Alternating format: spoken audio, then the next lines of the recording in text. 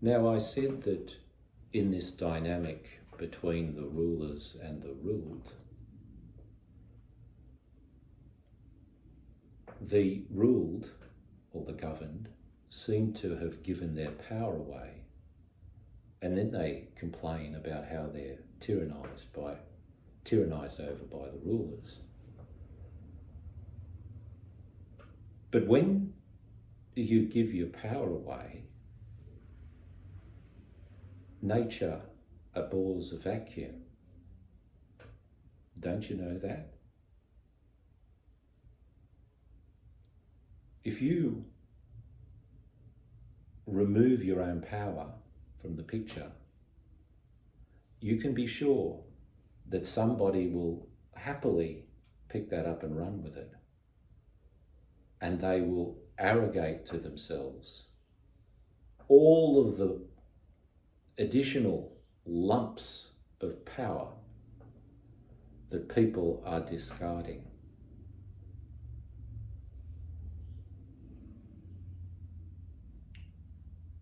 One of the founding fathers in the US, was it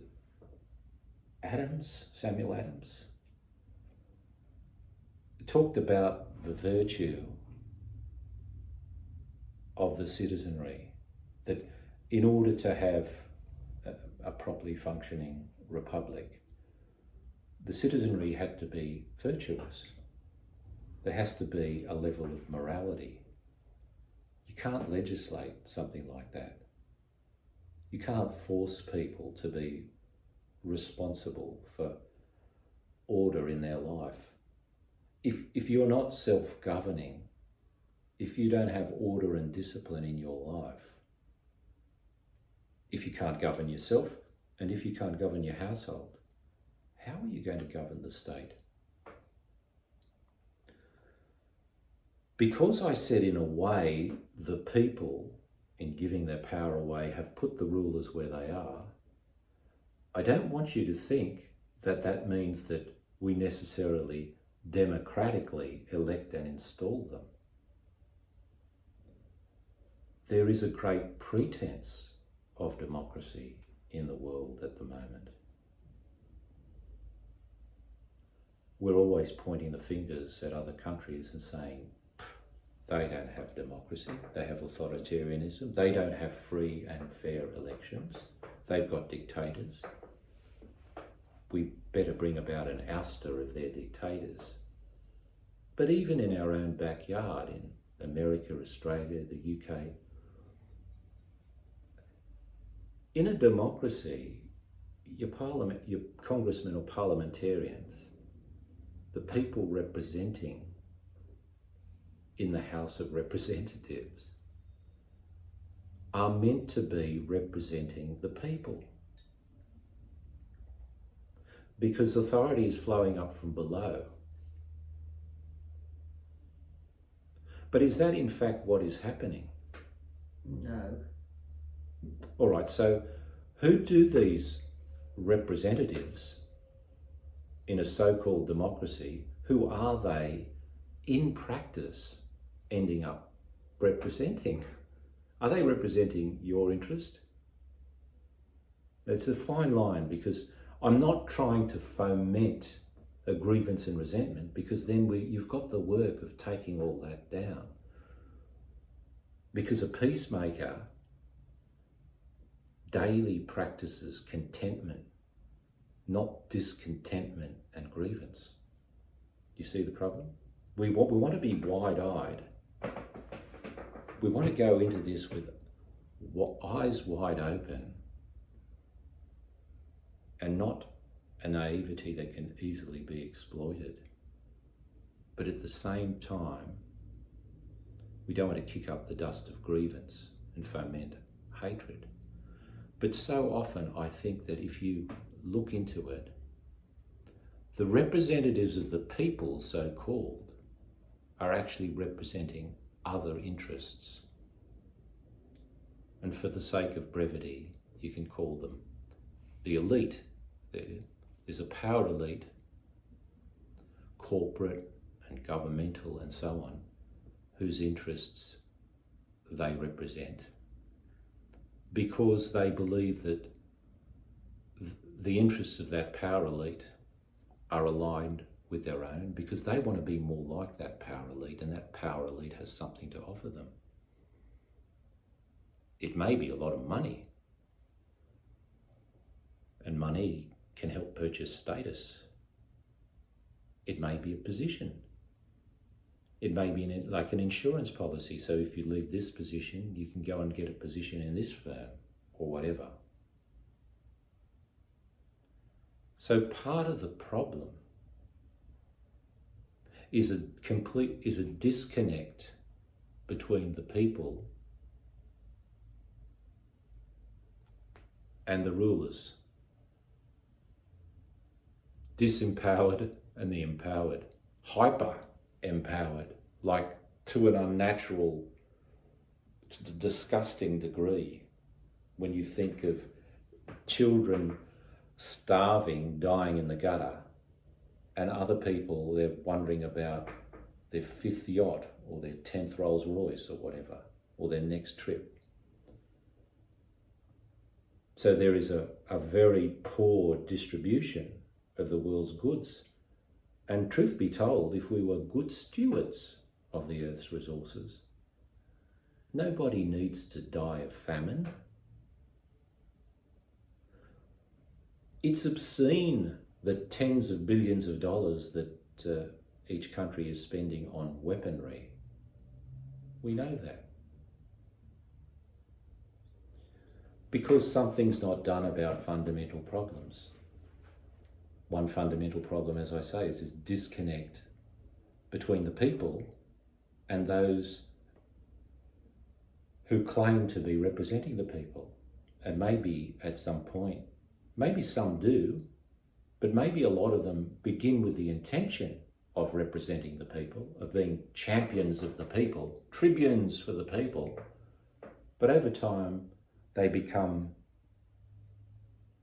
corrupted or seduced or taken captive self-driven by some other powers, very powerful interests. So they end up not representing the people, and you have this massive communication problem.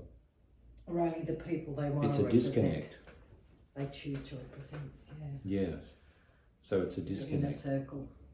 What was I saying before that? No. Well, there is a disconnect. So we need to open up channels of communication.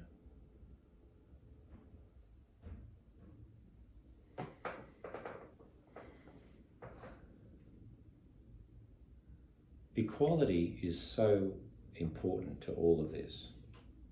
Yes, it was an ideal mentioned in the French Revolution. Égalité, fraternité, liberté, equality, fraternity or brotherhood, and liberty, freedom. We have talked a bit about freedom, what it truly is. It's, and how it can go off the rails and become license when freedom isn't married to discipline and order. At that time, I expressed it in terms of duties. That is the disciplining thing, the consciousness of duty. Well, equality is really important because unless we have a sense of equality, we're not going to be able to embark upon the road of conflict resolution. Because the first step has to be taken with a confidence that I am engaging with a human intelligence, a rational being. The moment we despair of that, the moment we slip into believing that my antagonist, adversary, is a subhuman creature. We see these characterizations every night. I am not exaggerating. We're seeing the heads of state of countries across the globe speaking like this about other countries and other leaders. They're setting a very bad example, but It's quite childish, actually. it is, but are we any better? It's easy to point the finger at them. They've got the camera on them all the time, and they've got a lot of pressure on them. I dare say a lot more than you have. But be honest. Don't you do that? The moment we characterise the other as inferior to us,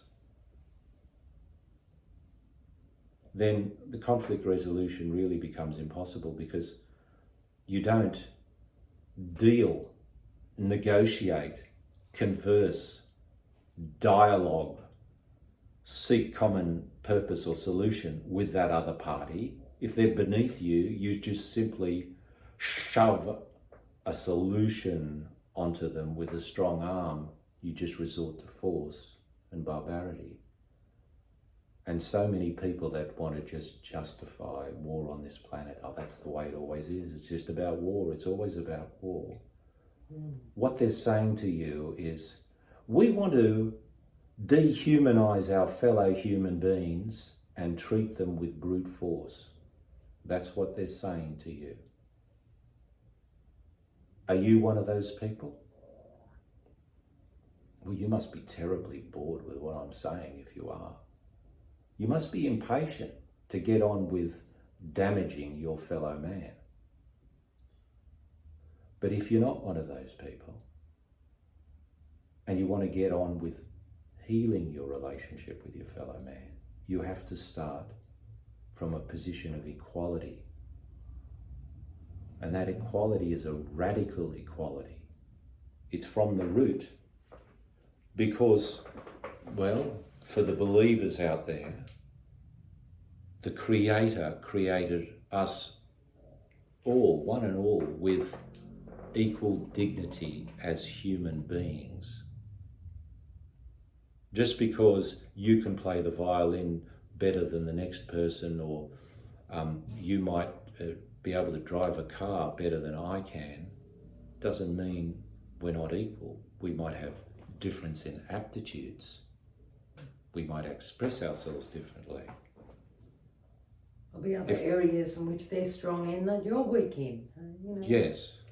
It doesn't invalidate equality, does it? No, not at all. Even if I'm mute or I'm autistic, if I don't have speech, it doesn't invalidate my human dignity. We must cultivate the soft eyes and the compassionate heart that looks upon our fellow human beings from whatever tribe, from whatever religion, of whatever race, and whatever nation state. Look upon them as wonderful creations, as possessing dignity and worth, and operate from there. You can't predicate conflict resolution on anything less than that.